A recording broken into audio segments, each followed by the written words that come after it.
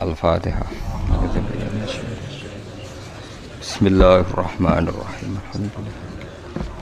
Ar-Rahmanirrahim. Surah Khairil Muhdibi alaihim Waladhdallin. Terus niki napa niati nggih dawuhe Mu'ad bin Jabal niku ta'alu bina nu'min sa'atan. Terus Mu'ad bin Jabal teng riwayat Bukhari sering dawuh, ayo rene moro aku, ayo do iman bareng-bareng. Dados ngaji kados ngeten niki termasuk nambahin napa iman. Ada dua kitab besar yang jadi pegangan fi ilmil hadis di hadis, yaitu Bukhari Muslim.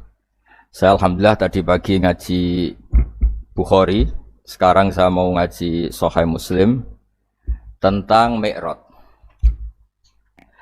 Dari sekian cerita Mi'raj yang mungkin jarang disebutkan adalah riwayat di Sahih Muslim. Di kitab saya halaman 83 saya baca, di antaranya dijelaskan falamma alau nasama ad-dunya.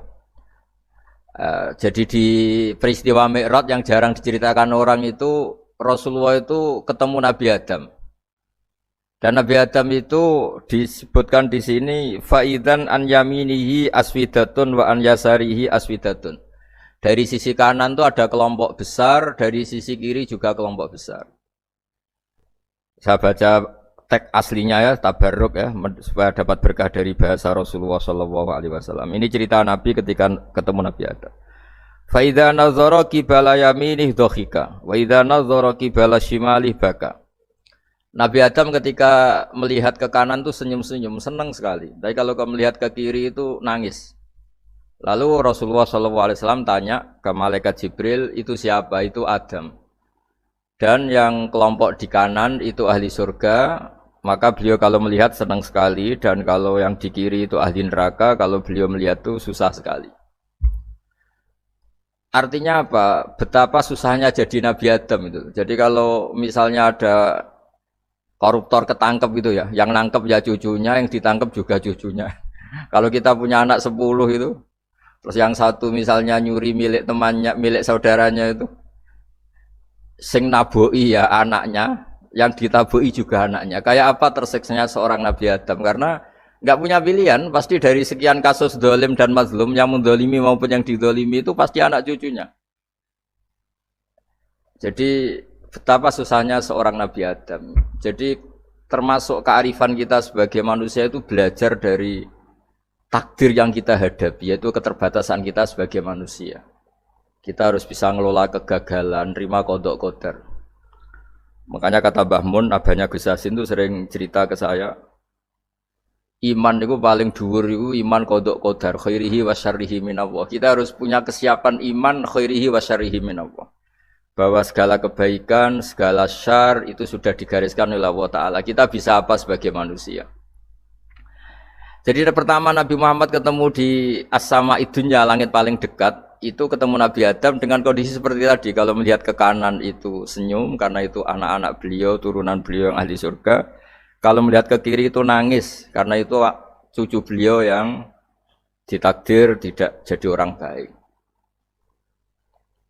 Artinya kalau ada peristiwa sosial apa saja, yang satu zalim, yang satu mazlum, atau yang satu benar, yang satu salah, atau sama-sama benar tapi salah faham, itu semua adalah cucu Nabi Adam alaihis salam, dan itu membuat beliau kadang-kadang dohika, kadang-kadang senyum, kadang-kadang baka, kadang-kadang nangis. Jadi itu yang menjadikan tambahnya arifnya Rasulullah SAW. Saya teruskan. Qultu ya Jibril man hadha? Qal hadha Adam wa hadhil aswida an yamini wa an shimalih nasamu bani. Fa ahlul yamin ahlul jannah wal aswida allati an shimali ahlun nar. Fa idza nazara qibala yamini dhahika wa idza nazara qibala shimalihi baka. Itu seperti misalnya kita punya anak 5, yang satu sukses jadi profesor doktor atau jadi orang alim, yang satu sekolah saja agak naik, misalnya sudah agak naik, entekno dunya itu nghabiskan harta itu kan.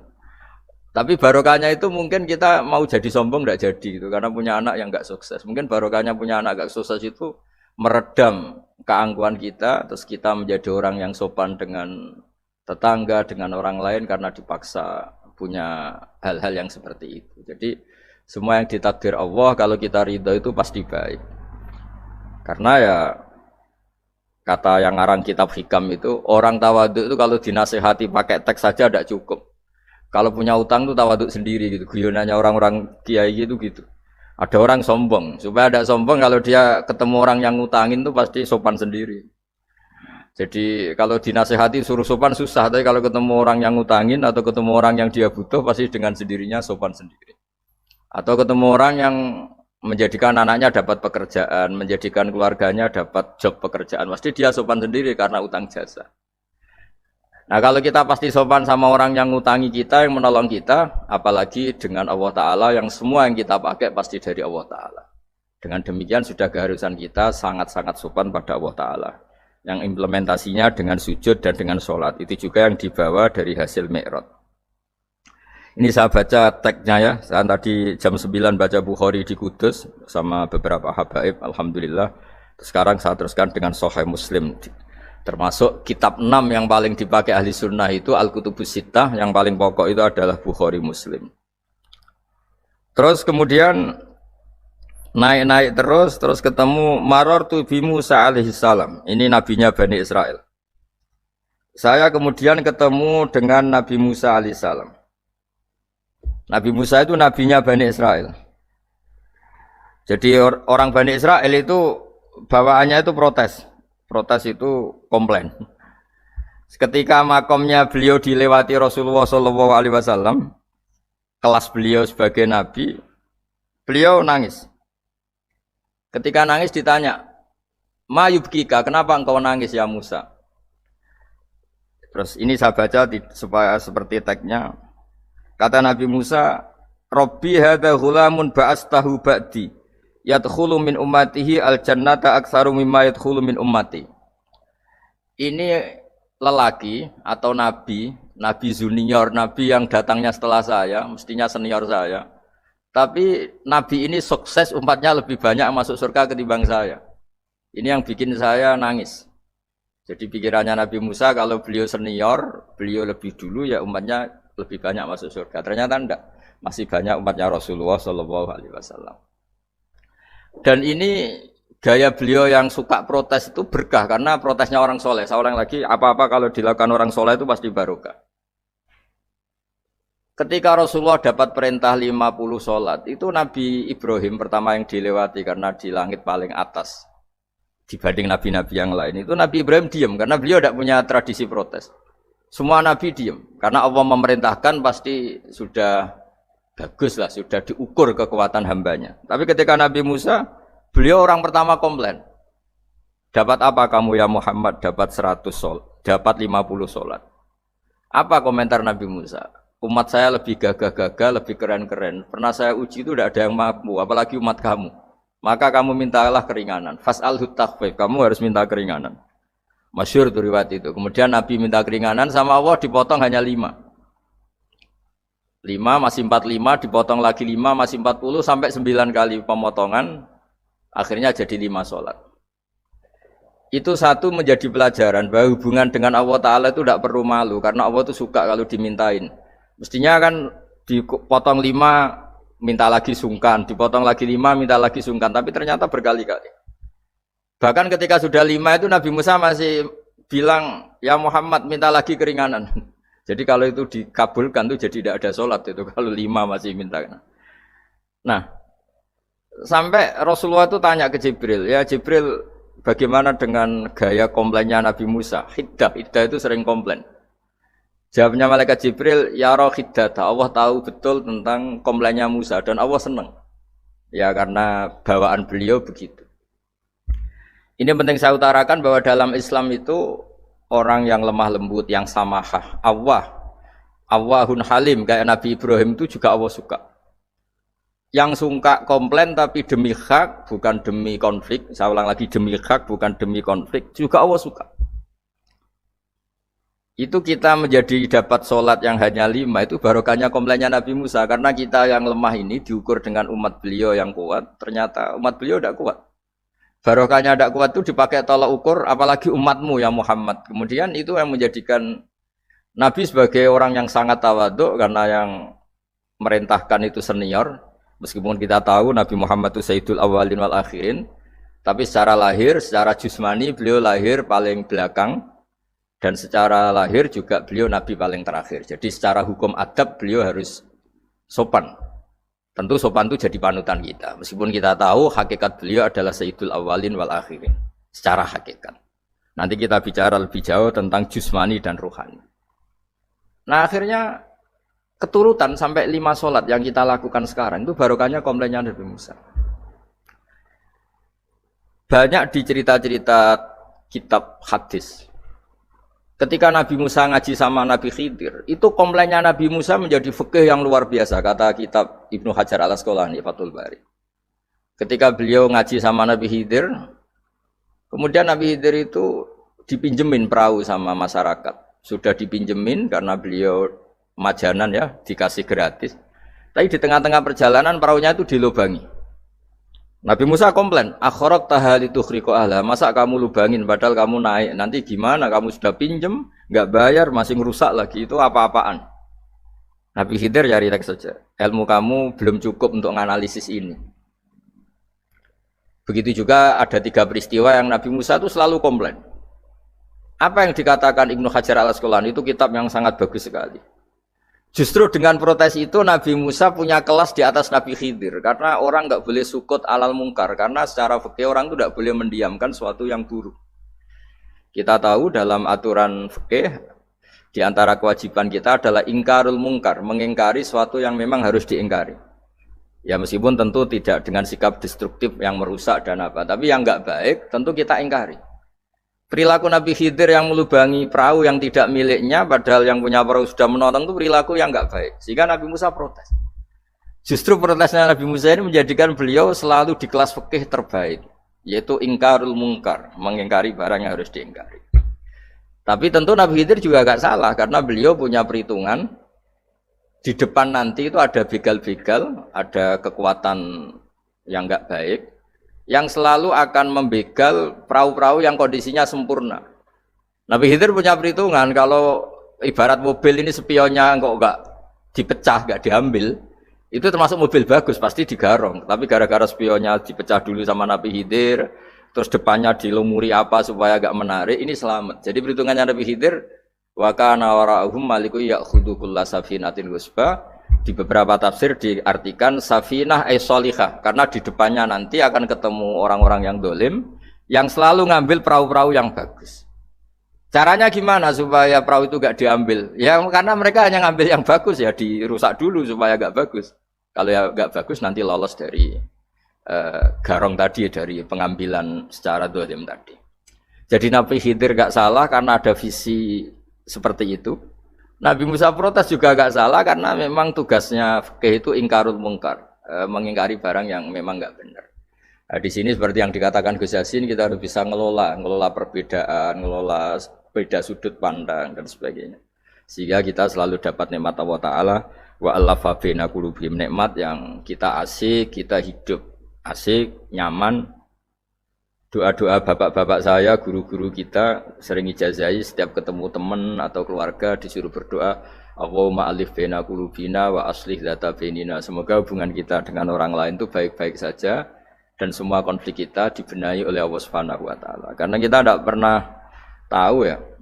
Kita miskin kadang dianggap problem karena takut membebani tetangga. Tapi kita kaya juga kadang dianggap problem karena orang lain takut kalah dengan kita. Kita tidak pernah tahu cara pandang orang lain. Jadi kadang-kadang kita menang gitu, sama yang senang dikira kita pemikir serius gitu. Tapi sama yang nggak senang dikira kita merengut. Kita guyon, kata yang senang itu luar biasa. Kita dianggap orang yang ceria. Bagi yang nggak senang dianggap arogan. Jadi kita tidak pernah bisa ngelola pikiran orang lain. Nah, barokahnya rahmat Allah yang tidak terbatas kita seperti ini. Dan itu digambarkan oleh Allah Ta'ala ketika ketemu antar Nabi itu. Cara pandang ya beda-beda. Nabi Ibrahim itu kalau melihat orang yang enggak benar, itu ya ngendikane faman tabi'ani fa innahu minni wa man asani fa innaka ghafurur rahim. Ya Allah, yang ikut saya ya karuan kelompok saya, yang tidak ikut saya semoga engkau banyak mengampuni mereka. Nabi Nuh beda sekali cara pandang. Nabi Isa ubudiyah murni. Ketika melihat orang yang enggak benar, beliau tidak ngambil sikap. Beliau ngendikan intu adzibhum fa innahum ibadu. Kalau engkau siksa nggih monggo Gusti, wong itu hamba-hamba jenengan, itu terserah jenengan. Wa in taghfir lahum, kalau engkau ampuni nggih monggo, jenengan yang punya pertimbangan lebih bijak. Dan itu yang dalam banyak hadis ketika Rasulullah SAW melihat umatnya di akhir zaman yang macam-macam, Nabi ngambil sikap kayak sikapnya Nabi Isa. Sebagian riwayat Nabi mengatakan fa'aqulu kama qalal abdus soleh. Saya akan ngambil sikap kayak sikapnya al-abdus soleh. Di hadis itu diredaksikan, yaitu dengan redaksi intu adzibhum fa innahum ibaduk wa in taghfir lahum fa innaka antal azizul hakim. Ya, saya teruskan. Kemudian akhirnya Rasulullah SAW sampai ke Sidratil Muntaha. Wa ra'aitu Ibrahim alaihi salam wa ana asbahu waladih bih. Ketika ketemu Nabi Ibrahim, hubungan Rasulullah itu sangat emosional. Beliau yang pertama diceritakan, saya ketika ketemu Nabi Ibrahim itu senang sekali karena ternyata saya ini cucu beliau, turunan beliau yang paling mirip beliau. Jadi ini unik, dari sekian peristiwa besar, peristiwa langit, kemudian Nabi ada hubungan emosional yang luar biasa ketika ketemu Nabi Ibrahim. Pertama yang dikatakan Nabi, wa ana asbahu waladihi. Saya adalah cucu yang paling mirip beliau.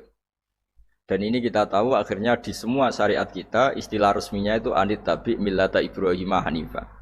Di istilah resmi agama kita millata abikum Ibrahim, agama leluhur kamu Ibrahim. Kita ketika baca sholawat Allahumma sholli ala sayyidina Muhammad, terusannya juga kama shollaita ala sayyidina Ibrahim wa ala ali Ibrahim. Dan seterusnya dan seterusnya. Kemudian yang terakhir saya cerita secara akidah Ahlussunnah wal Jamaah yang dianut oleh Imam Asy'ari dan Maturidi.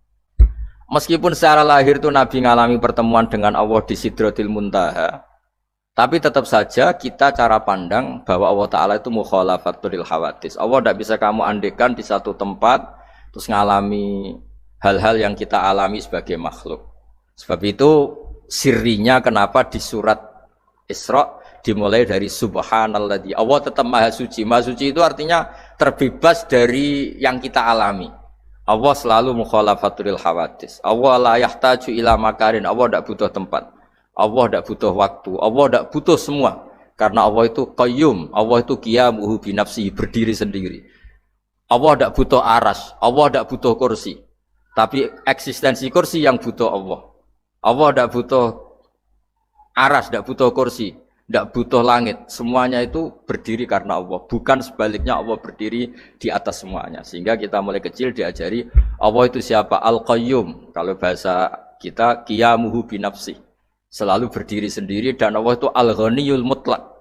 Enggak butuh yang lain. Di sini pentingnya selalu Nabi ngintikan subhanallah subhanallah, wiridanya tetap Allah itu maha suci, Allah maha besar, Allah maha agung, dan keagungannya diantara ditandai dia punya sifat yang tidak sifat kita. Dia punya keabadian yang tidak bisa kita miliki.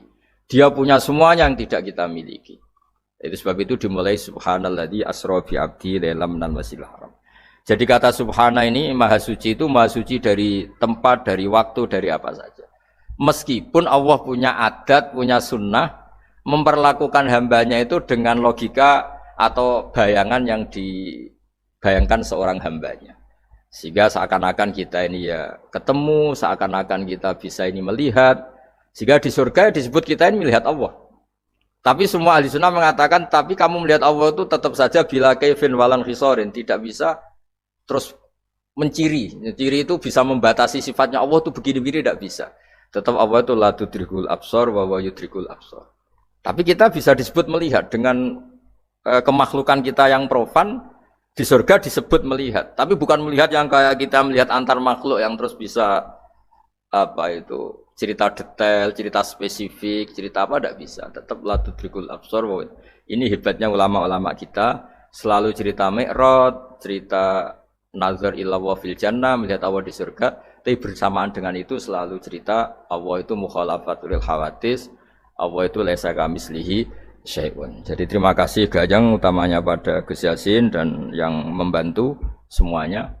Barokahnya kita ketemu bisa ngaji, supaya barokah saya baca teks aslinya di hadisil Isra, karena tadi saya jam 9 sudah baca Bukhari.